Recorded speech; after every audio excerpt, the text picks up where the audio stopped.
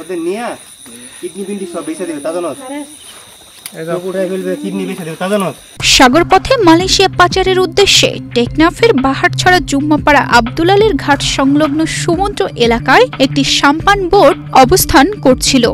গোপন সূত্রে পাওয়া তথ্যের ভিত্তিতে সন্ধ্যায় কোস্টগার্ড বিশেষ অভিযান পরিচালনা করে। অভিযানে মালয়েশিয়ায় পাচারের উদ্দেশ্যে বোটে থাকা নারী ও শিশু সহ ২৬ জন রোহিঙ্গাকে উদ্ধার করে কোস্টগার্ড। ২৯ অক্টোবর বুধবার বিকেলে কোস্টগার্ড মিডিয়া কর্মকর্তা লেফটেন্যান্ট কমান্ডার সিয়াম উল হক এ তথ্য নিশ্চিত করেন।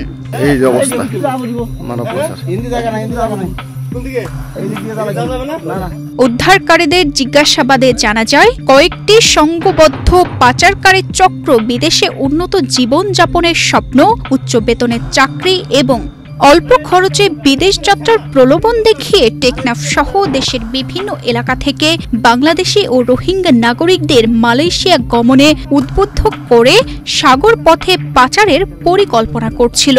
অভিযান চলাকালীন কোস্টগার্ডের উপস্থিতি টের পেয়ে পাচারকারীরা পালিয়ে যাওয়ায় কাউকে আটক করা সম্ভব হয়নি। পাচারকারীদের আটকের জন্য গোয়েন্দা নজরদারি ও অভিযান চলমান রয়েছে বলে জানায় কোস্টগার্ড। সুন্দর মালয়েশিয়া পাঠাবে নাকি? তানজিদা রহমান, ইনায়া, বাংলাদেশ প্রতিদিন। গেছে উপরে নিয়ে গেছে ফাস্টারগুলো।